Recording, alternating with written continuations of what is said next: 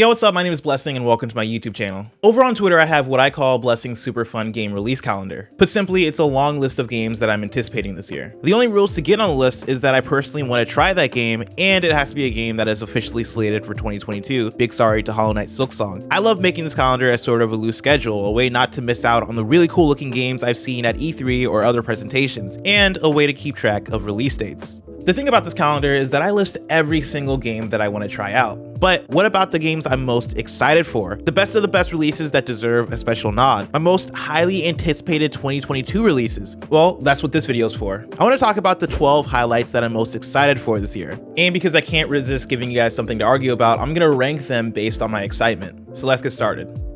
Okay, so Blessing's Super Fun Game Release Calendar is about me and my wants, and as much as the Sonic the Hedgehog series has been characterized by turbulent releases and inconsistency, I love Sonic and I can't help but to get excited for Sonic Frontiers and hope that it's the start of a new era for my favorite hedgehog. In leaked reports, the game has been described as Sonic's Breath of the Wild, though after seeing Sonic Frontiers' latest trailer at the Game Awards, I get the sense that it's not Sonic's Breath of the Wild, it's Sonic's Shadow of the Colossus. With the open landscapes and platforming obstacles present in the trailer, this next game could be a Sonic game akin to Solar Ash and The Pathless, where your movement and momentum are key to traversing open environments and solving platforming puzzles. And if that's the case, then that's a genius direction for what a quality Sonic game can be. Solar Ash is the closest game I've played to what could work as a Sonic concept, and if this colossal creature from the trailer is anything to go by, I think this could be Sonic's new hope. Over their last 4 games, Arcane has become one of my favorite studios. That said, REDFALL looks like everything I don't necessarily want from them. An open-world co-op vampire hunting game is a far cry from single-player stealth and immersive sims, and yet I've learned so far not to doubt the pedigree of the studio. Arcane hasn't steered wrong, and what is exciting about REDFALL is that it's something different from them. A 4-player open-world co-op game with a group of eclectic characters to choose from sounds like Arcane's very own take on Borderlands, and after seeing the studio take on immersive sims so strongly, I'd love to see how that game design intuition translates to this new genre for them, especially with how we've seen them adapt things like cool assortments of dope guns, weapon loadouts with rarity, and online multiplayer into Deathloop. REDFALL could actually be the next natural step for Arcane. For what it's worth, stylistically I think REDFALL looks cool as hell. The characters, the town, the vampires, all fit Arcane's great sense of art direction. Hopefully this lines up when we finally see gameplay.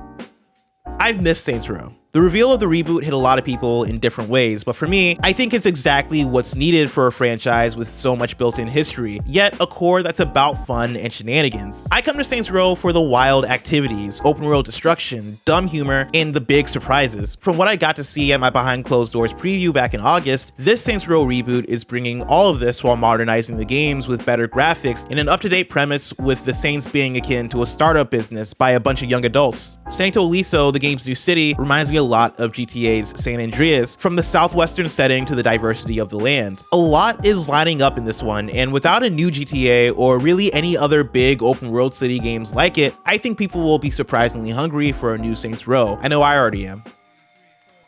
It's hard to believe that a game about a cat wandering around a photorealistic world looks this good, but Stray seems like it's taking up to be something special. With a style that's hard not to compare to something that Naughty Dog would make, the art direction is stunning. Not to mention, the gameplay shown so far actually looks engaging. Playing as a cat on the streets, it seems like this is going to be a puzzle game at heart, as you'll try to find ways to move around in the world. You'll meet robots both tiny and human-sized, and have playful interactions, though I'm sure this will lead to a grander narrative. Stray seems super unique, and I can't wait to check this one out.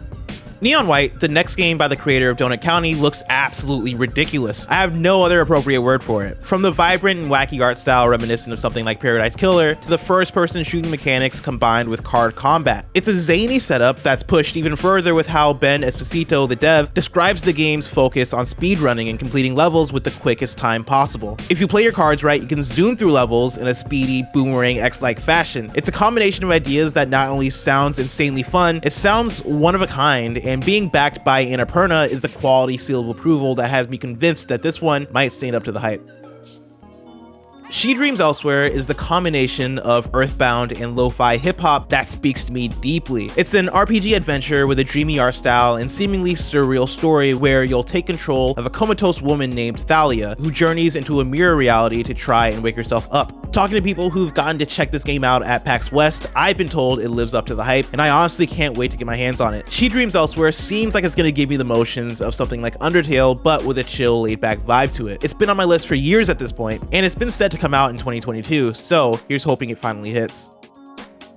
This high in the list is where games start speaking for themselves a bit. Absolver already had the makings of something unique and cool, but SIFU doubles down on that game's excellent animations. I've gotten to play a little bit of SIFU already through the preview build, and the game controls as smoothly and satisfyingly as it looks in the trailer. The style, from the characters and environment to the lighting and even the soundtrack, all hit for my time playing, and if that alone is anything to go by, I think this game is going to be dope as hell.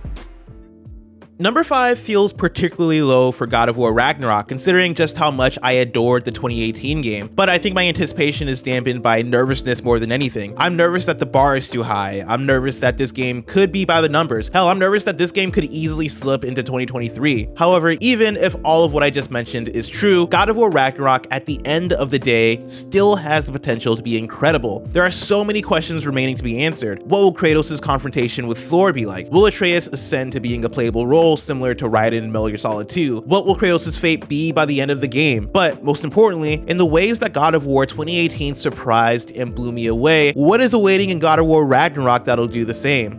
We'll see soon enough.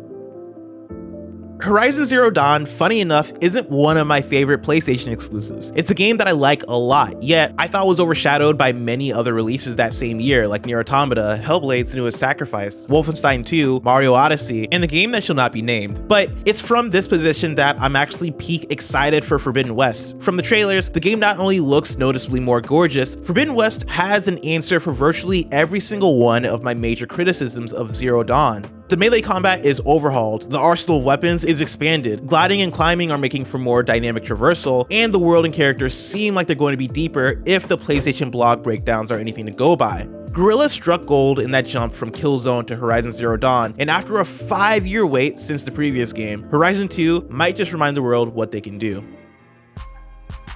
Elden Ring seems like the culmination of what From Software has been building toward for a long time. Playing through both Bloodborne and Sekiro for the first time about a year ago was a beautiful introduction into the studio's expertise of both masterful world building via Bloodborne and relentless, satisfying combat via Sekiro. You take that and combine it with a top-tier sense of level design in a new direction in an open world, and you have what could be magic. From what it seems, Elden Ring is leaning into a lot of what I personally love out of an open world game: the sense of exploration, discovery, and adventure. From Software is a studio I trust to nail this because so far, everything they've shown has looked damn near perfect. Yeah, I know this might be surprising sitting at number 2, considering that Breath of the Wild is my favorite game of all time. I think I find it in a similar place as God of War, where I'm nervous that the shoes to fill here are enormous. There's also the question of, does it really come out in 2022? Regardless, I've been itching for a long time to get back into the world of Breath of the Wild. That sense of exploration and discovery that I was just talking about with Elden Ring, the mysteries behind every corner, the physics, the climbing, the puzzles, the scope, the art style, the music. Breath of the Wild is what I consider a near perfectly designed open world game. So much of that comes from just how well constructed the actual world itself is, and I think that's what I'm looking forward to the most out of its sequel. I want to see how they shake up the map and reestablish us in a world worth uncovering bit by bit. It's a large task that this game has to fulfill, and I'm looking forward to seeing if and how they do it. Of course, there's a lot of games coming out this year and a few more that I still want to shout out, so here are some honorable mentions.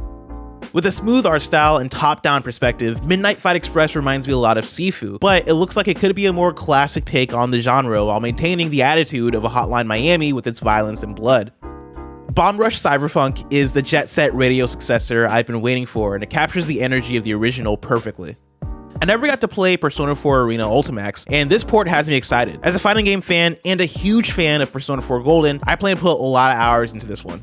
GTA 5 for next-gen consoles probably doesn't sound exciting for most, but for someone like me who still dips into GTA Online at times, this version may come with improvements for little things like load times and matchmaking. That would be a welcome addition. Not to mention, any attempt at modernizing GTA 5 is welcome in my book. The Playdate is a new handheld with a twist. New games drop weekly for it, and on the side of it, there's a cool little crank. It's a fun little device geared toward novelty and fun, and I can't wait to play around with it.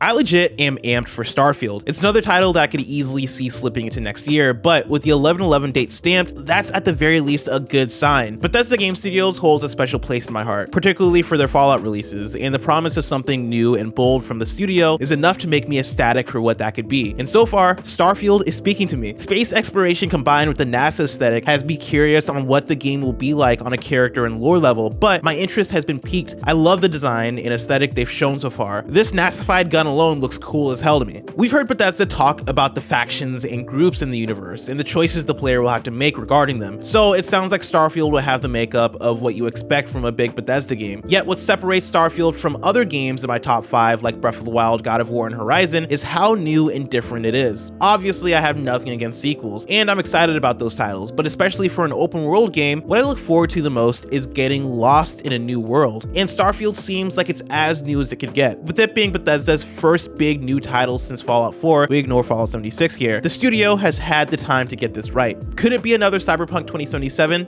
Sure, but it could also be the next Fallout 3 or Skyrim, and that alone is enough to put it at my #1 most anticipated game this year.